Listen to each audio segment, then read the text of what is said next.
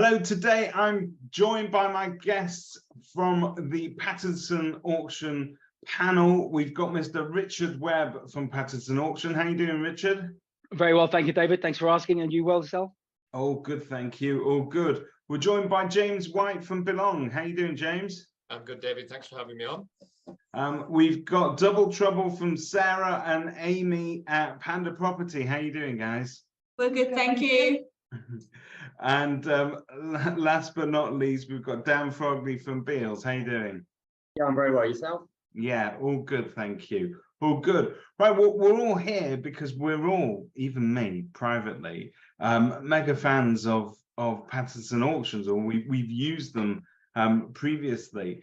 And I'm always astounded at how difficult it is to sort of broach the subject of auction very often, because we as sort of agents selling properties in the UK have never really relied on it as heavily as perhaps we should do, but it does offer a great amount of efficiencies. And so it's just interesting to me to learn how you guys approached it from the beginning and how you managed to sort of integrate it into your businesses. Was it a very new concept that you needed to get to grips with in terms of from both your side, but also educating your sellers as well?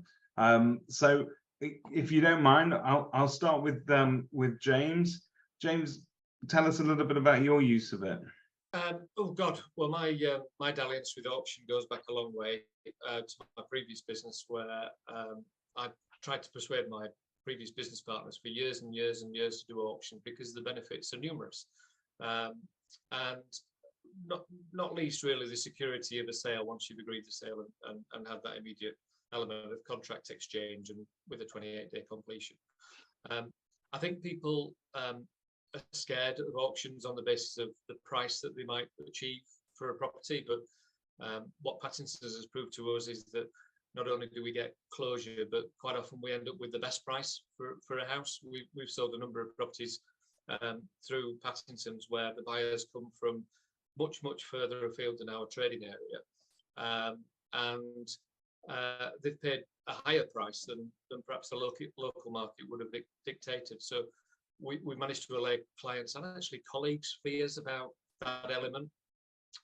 Colleagues, how did we convinced our colleagues to embrace Pattinson's largely through experience. They see it as being a very convenient, easy mechanism to get a property through from offer agreed through to exchange of contracts very quickly. We had one a couple of weeks ago where from putting the property into Pattinson's to exchange of contracts was a week, and actually it didn't come as any surprise to my colleagues. So they thought that was just fabulous, and that's why we do it. So integrating it at first, those two areas, so what's in it for the staff, what's in it for the team, i.e. the convenience, and also what's in it for the client really is the closure, and actually sometimes quite often the best price as well. So those two things I saw as the biggest challenges were actually probably the easiest things to overcome, really.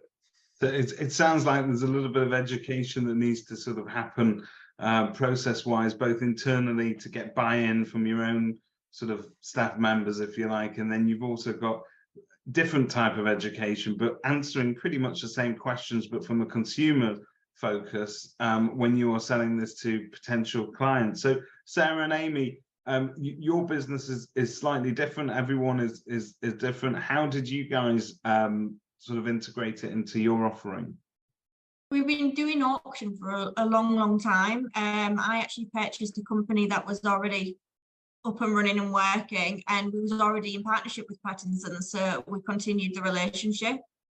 When I bought the company, I was more of a lettings background. I didn't really deal with sales a lot, so automatically auction was just so much easier for us in terms of they knew what they were doing a lot more than I did at that point. I've obviously come a long way, but it's just so much easier for staffing. We're such a small business, so we don't have sales chasing to do. We don't have a lot of processing to do. Obviously, we still have that relationship with the clients. We still bring them on, and it's quite easy to bring them on once you've explained how the process works. A lot of people think, oh, auction, oh, no, I can't do that. A lot of people purchasing it think they can't buy via auction if they're maybe a mortgage or anything, and people are really quite blind. It's available for everybody, and yeah, I think I completely agree. A bit of education is needed.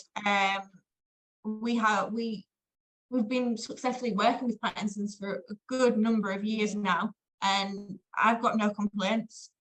It works well. Amy processes it. She does all my marketing. She gets everything online.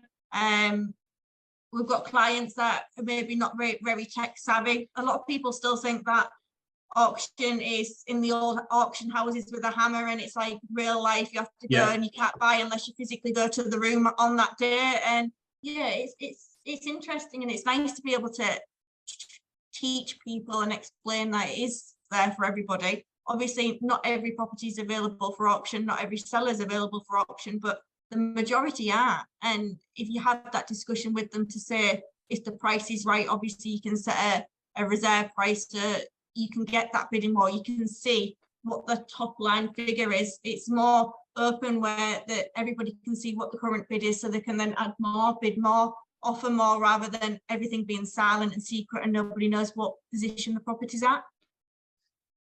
Thanks for that. I mean, it does sound like it delivers a lot of efficiencies, and still that sort of, you need to go out of your way to make that clear to everybody. Dan, obviously your experience with this, I mean, we're in a marketplace that isn't quite as auction friendly as, say, the Australian market is, where it's always been a common method of sale over there, and it has a touch of sort of glamour to it all. How do you find it in terms of sort of getting it across to your customers? I think it's echoing what both James and Sarah have said. Really, it's educating your client. It's, you know, and buyer as well, because like Sarah just said, there are scenarios where you find yourself a bit like a broken record at times, sort of explaining it over and over again to various sort of clients. And once they get to grips with it, you know, the benefits are there, and they are clear. And again, echoing, you know, the transparency element of it, they can see where the offer's at.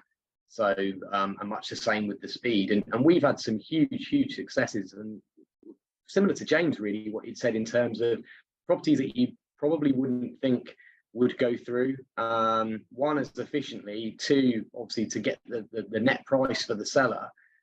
So it's been, you know, a great process. And obviously for us, we're a sales and lettings business, so we've got sort of landlords who have got portfolios. We've recently just sold some properties where they've got sort of mixture of property, so some of it might be commercial, some of it might be residential, and it does create for them an opportunity where they can sort of, you know, work with us through Pattinson to be able to obviously get the end goal. And as I say, you know, once the legal pack's in place, we've, like James, have had them go through very quickly. So yeah, it's been a positive experience.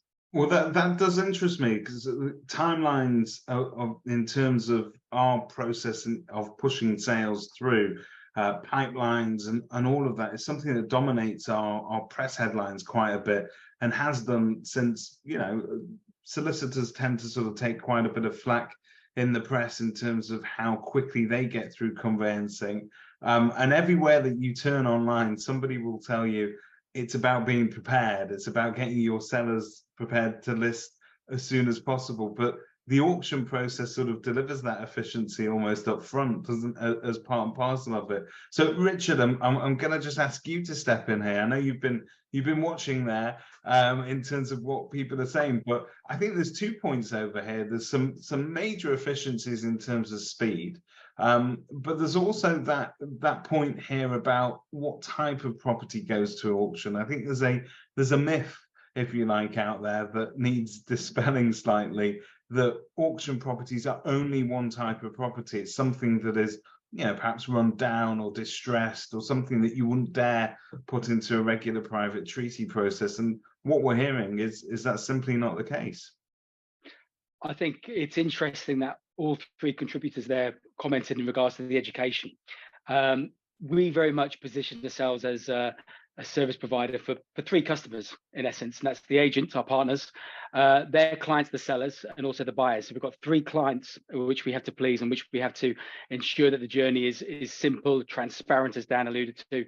But fundamentally, it's about the education. And the first step there, and I've been with Pattinson almost 7 years, and it's fair to say that 7-year journey that I've had with auction, it's very much a case that more and more agents now are understanding the process. They're more and more willing to embrace it, more and more willing to, I suppose, to harbour the auction process and the auction model, because they realise if, and I don't want to sound out of turn here and speak for the 3 voices on camera, but if they don't offer it, the chances are one of their competitors will, because more and more agents are now taking it on board and using it to the best of their abilities.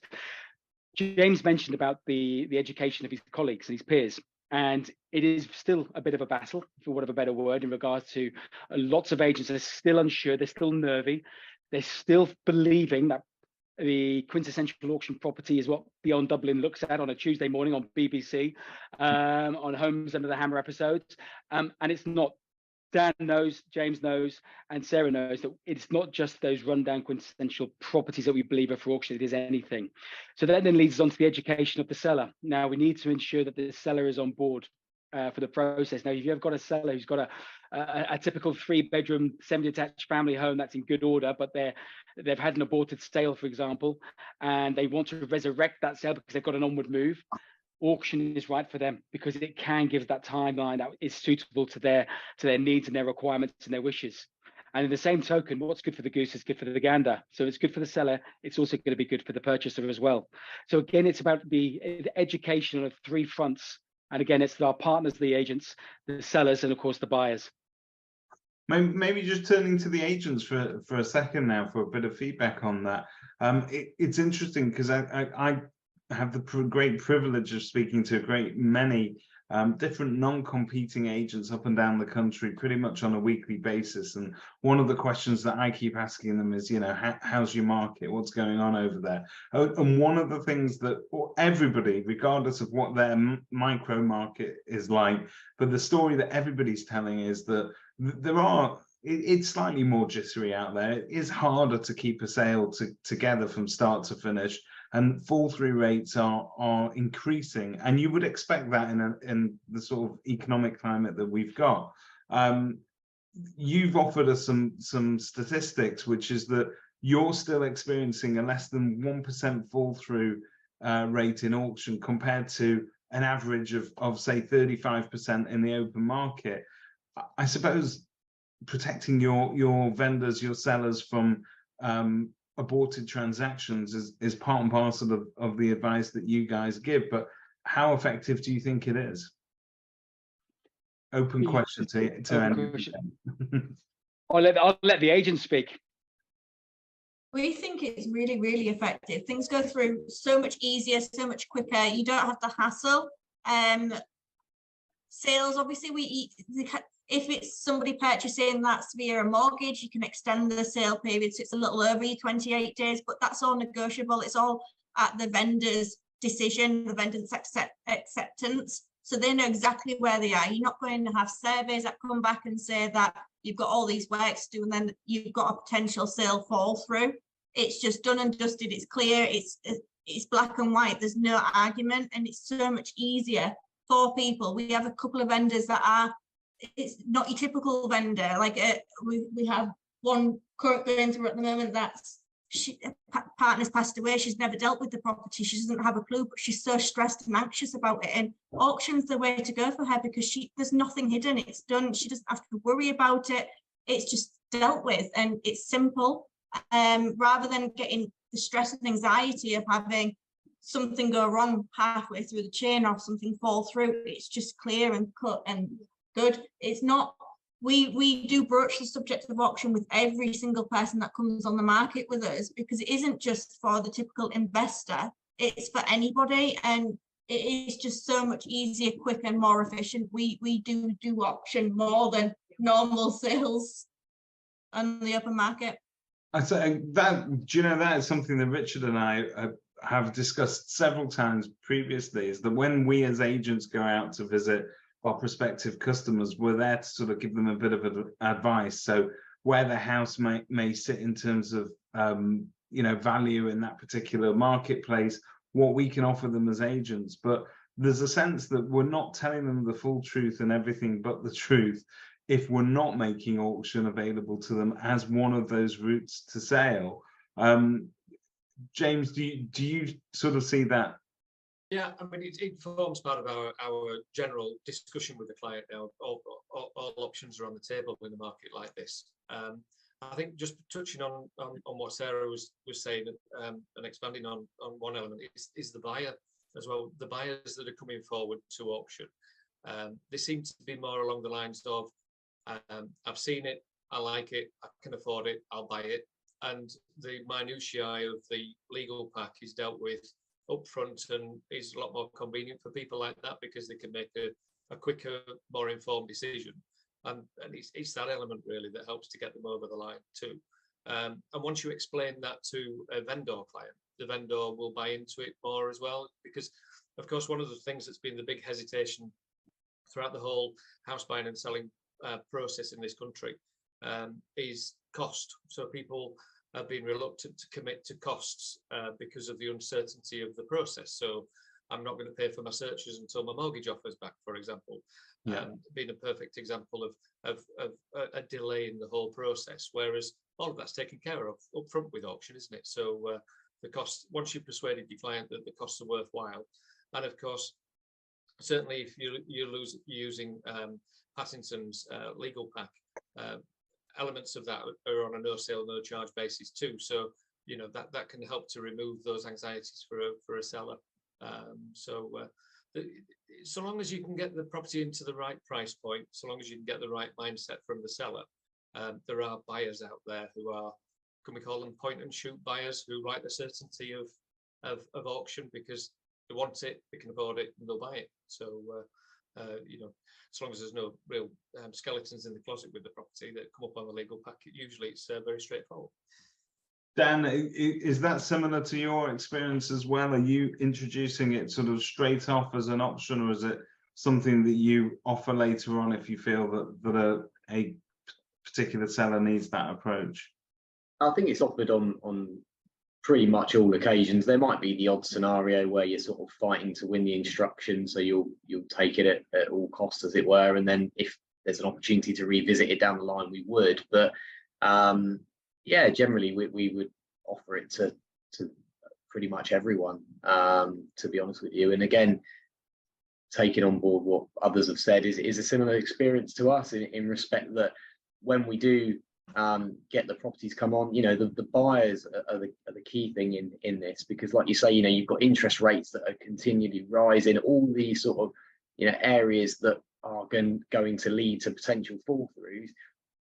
Going back to the speed element, the financial commitment from the buyer, if nothing else, you know, they have got that legal pack available, they can make that informed choice.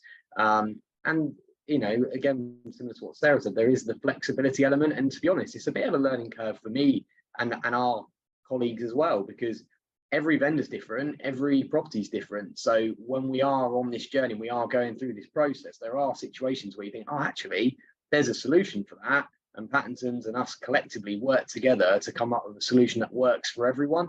You know, whether it be a slightly delayed completion for one reason or another, to facilitate a mortgage or whatever the case may be. So, you know, it is, I like the idea of it, because I think, you know, the private treaty sale, you know, you're seeing how long things are taking. And I just like the fact that from a buyer's viewpoint and from our viewpoint, you've got that pretty much, you're assured that the sale's going to go through, all bar 1%, as Richard said, because of the financial commitment aspect. It's amazing to me, actually, because we always, I mean, we tend to look at things from a seller's perspective, because that's who our paying clients tend to be. But really, when it comes to being a buyer of a property, many of those buyers, unless they're habitual sort of buyers who do it very often, and in which case you may be looking at investors and so on, your average person doesn't buy a property that regularly. And when they come to the process, they need a little bit of education. They have no idea what it's going to be like. But the one thing that I'm always not surprised at, but disappointed at sometimes, is that when they do come to the process, they always find it's slower, that there are less answers to the questions that they need and that they have along the way, because so much of that upfront information that you tend to get in an auction pack, we're no good at providing in regular sort of retail estate agency. There are those of us that do it, but again, you know, as I think James said before, there's that reluctance sometimes from a vendor's point of view to commit to actually, you know, putting searches out or starting work on a contract before they've actually got a buyer that is committed, and so on. So from a buyer's point of view, there is some reassurance to this process because it gives them a fixed timeline, doesn't it, in terms of a beginning, middle of an end to an auction process, but it also gives them all that information up front. Do any of you feel any sort of resistance from buyers when you suggest that, you know, that they have to buy it in an auction scenario as opposed to sort of regular private treaty? Can I just jump in there, please, David? Sure. Just before anybody answers that question, one thing I would like to comment on, bearing in mind we've got agents from an eclectic mix of locations across the country, from the East Coast to West Yorkshire down onto the South Coast as well. It's interesting that they're all saying the same sort of thing in regards to the tailored aspect of what we try to offer at Pattinson. What a lot of people tend to believe with auction, it's very much a case of the cut and thrust. When you accept a bid, that's done, you're exchanging, completion set. We're very much of the belief that we understand that people do change. Buyers are not necessarily married up straight away to the seller at day one. So it's about us to see if we can tailor things, if we can match things up, if we can make ends meet together. And we'll work with our partners on that. And that's one thing we again, go back to that education process again, in regards to buyers and sellers, and also the agents, is it isn't a case of this is the legal pack, this is the contract within the legal pack, that's it. It can't be molded in any other direction, not at all. If we have a buyer that does require a little bit of time to get their finance in place, or they need to oversee a related sale, we can work with them. We can work with the buyer and seller. And as Sarah said at the very beginning of this discussion, if the seller's on board with it, because fundamentally the seller is the one in control of this whole process. If the seller's on board and they buy into what we're offering them, then we can move things forward in accordance for everybody. So everybody's aware from day one. Everybody is aware when the exchange is taking place, and importantly, when completion is going to be happening. No, that's great. I think that's very reassuring to be in a position where you can put your client in control, especially in property transactions. Once we hand over sometimes to a solicitor, it sort of slips into that ether and people don't hear back for a while, so they don't feel as in control of that process as they did at the beginning. But this is probably a method of sale where you can benchmark your progress up to the minute, and you'll know exactly what's been done and what hasn't been done. From a buyer's point of view, going back to that then, from a buyer's point of view, is there any resistance? Because sometimes the arguments that people give you about why you shouldn't utilize auction is that buyers don't like to be put into that process. But some of them find it absolutely reassuring. So I'm just wondering what the agent's perspective is on that. I think if I can go first, just on that, probably the only two areas of hesitation I can identify at the moment, really. One are buyers who've not yet put their house on the market, so they're not really in the market, and the other is the buyer's premium, having to pay, you know, a deposit at the outset. Is foreign to a lot of people. It's again part of the education, the learning curve, that this is actually a different process. The advantage for me, for a buyer, really, is that they get certainty. So sellers who are entering the auction arena are not sellers who are likely to change their minds after 3 or 4 or 5 weeks of a process. They're actually certain about selling the house, so it gives the buyer some additional comfort, that not only once they've exchanged contracts, or when they've signed the contract, that it's theirs, but even before that point, they know they're dealing with houses that are actually having to be sold, or there's a genuine seller behind the transaction.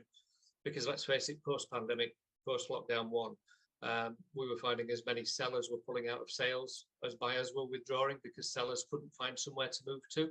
Yeah, the house would sell surprisingly quickly, and they'd panic and then take the house off the market. There was a lot of that. So this removes all of that as well. So I think, again, coming back to education, but it provides a lot of security for the buyer does this process, because they're dealing with people who not only agents, auctioneers, but sellers who genuinely want to sell. So I think there's a real advantage there as well. Agree fully. Yeah, no, absolutely. And I think we often overlook sometimes, don't we, that when we think about fall throughs, you may think about a buyer withdrawing their offer and walking away, but very often it can be the seller that has a particular issue, or they have a change of mind. So I suppose it does it's reciprocal, isn't it? It goes both ways, and it gives everybody that reassurance that they need and want. If you don't mind, I'm going to ask you all, and Richard, you can't comment on this, I'm afraid, but I'm going to ask you all about your experience with Pattinson, because if you've never done, some of you very experienced with auction, and I get that, but if you've never done it before, you're going to need some resources, and you're going to need to market this in the right way. What I was particularly impressed about was that my sort of in-house team were backed up by a team at Pattinson's who were every bit as knowledgeable and every bit as focused on getting our deals through as we were. And it felt all of a sudden that we sort of had this much bigger team that we were part of in selling these properties. And I have to tell you, not only did I feel that as the selling agent, but also my clients did as well, because they had sort of two sources of backup. People that were giving them information, but I was particularly impressed with sort of the support from Pattinson's from day one, in terms of the amount of literature and different marketing materials available as well. So yeah, Dan, do you want to tell me about how that sort of fits in with your business? Yeah, I think Pattinson, obviously they will jointly list the property, so we have the benefit of both their database, our database, and I think someone mentioned it earlier, we've had first-hand experience where Pattinson have successfully found a buyer without the need. They've introduced them to us, and then we just facilitate the viewing, and we've had the result. So again, would that have happened without that applicant on our database? Would they have inquired about the property from our listing, knowing that they live hundreds of miles up country? Who knows? But I know some of these clients that they've got are people that they work with closely quite a lot of the time. In this particular case, we're talking about investors, but in terms of marketing, yeah, by having it on twice, we are generating a lot more inquiries on the property, and obviously, they've got their own sort of marketing material alongside what we would do generally anyway. So yeah, I think the partnership works really well in generating just as many leads. And going back to the previous point, it's just a case then of just trying to nurture those buyers and make sure that they are educated on the process, so that you're not wasting too much time with people that are completely unaware of the process, if that makes sense. No, absolutely. And Amy, Sarah told us that you're sort of responsible for a lot of the marketing there. So you've got that backup from Pattinson's. How do you find it? I really enjoy working with them. A lot of the time I call them for advice on things, and they give me everything I need. You have the same people to deal with every single day, don't you? So they're almost like friends when we do like activities in the office, like charity events and stuff. Pattinson's are included in that. They're part of our team, and it's good to have that bigger workforce. And in terms, they've brought quite a few clients to us, haven't they? Yeah. Purchasers that have stayed on with our land, stayed on and did rentals with us and stuff. So it's been very profitable for our business as well as for them. It goes both ways. Because purchasers presumably may sort of stay with you, rent those out, become landlords and so on. So it's a good way. I hadn't actually thought about that, but I suppose being with a national auction does bring you a much wider pool of buyers, because when you're marketing locally, it tends to be to your patch and your audience. But yeah, definitely. All of a sudden you take the gloves off and you've got the whole of the UK there. And we can rely on the staff at Pattinson. The team that we work with are really good. They know our services, they know our products. They're not there to sell us, but they tell them, the purchasers, a little bit about us, and they introduce that relationship between us and them. So then we've got the opportunity to sell our services. So it's every bit more of a benefit for us. Fantastic. Richard, this must be music to your ears. I think I've got to give out a lot of fivers today, haven't I? No, it is, joking aside, it is great to hear, because fundamentally that's what we consider ourselves to be, as an addition to any estate agent's reach in regards to their sales offerings, without the need for that agent to alter any software, to employ additional staff, to to extend the office space, anything along those lines. That's what we're there to do. And you mentioned it, David, in regards to the backup team. We have a team of business development managers, which I know Danny looks after Sarah and her team, Emma looks after James, and we've got Sarah looks after Dan down on the South Coast as well. But it goes beyond the whites of the eye sort of care. It's the guys up here in our head office, where they're dealing with the sellers and the buyers and the marketing and so on and so forth on a daily, weekly, monthly basis, time and time again. And you mentioned about I suppose the assurance you get from the fact that everybody comes across as being fully educated on the process and be able to give the answers that you seek at any time. And that's again what we strive to deliver. We want to ensure that our team, whoever you speak to, can give you confidence that your client is in safe hands. And fundamentally also that the seller, when they speak to anybody in the team, they feel they're in safe hands, and that the buyer, when they speak to any member of the team, they're being advised accordingly by somebody who knows how to give the best advice for that particular individual. It's fantastic. And like I say, I've tried it firsthand, so I know what it can bring to the table. And it continually sort of surprises me that agents don't embrace it. The other week, and then we were out at the Property Mark conference, and I was chatting to Richard, and as I was there talking to him, some random person just walked past and said, "Oh, Pattinson's, I sold my mother's property with you guys." And the comments that they were giving and sort of the praise that they were giving, particularly around the price achieved and the speed of sale, to me is myth busting in itself, because there used to be that sort of misconception out there that auction was always sort of discount to market. And in actual fact, a lot of the people I speak to tend to find that they're able to sort of achieve a figure beyond their dreams and beyond what they assume the market level was at. So it's great to hear that feedback sort of firsthand. It's really interesting on that point. Sorry to interrupt you, Richard. I met with a local solicitor on a golf day, actually, about a month ago, and his mother-in-law's property came across my desk. He brought it to me, and I recommended Pattinson's approach, and they declined it. This is going back a year, and when I met him about a month ago, he said to me, "I wish I'd have gone with you." They actually got £24,000 less with their chosen sale method than we were expecting to achieve on the online auction. So because we'd sold next door, it was only a little house, but we'd sold next door for 110. He ended up with 86,000 because of his chosen route to market, and he was absolutely gutted. But c'est la vie, you live and learn. So it can backfire on people as well. But we also sold a house in Huddersfield where we got 15% above any of the local offers from a lady from Kent who bought unseen, which was quite interesting. So some people will buy up and down the UK because their perceptions of value are different, quite simply. She paid 125,000 for a house, and she couldn't believe it in where she was. It would have been 200 plus. So yeah, she saw it as a bargain. And it is, and I think bringing that sort of national reach into your marketing has that effect of opening the door to buyers that perceive value differently and maybe have a different risk profile as well, because there are those classic buyers out there that are willing to go ahead and buy unseen, as it were.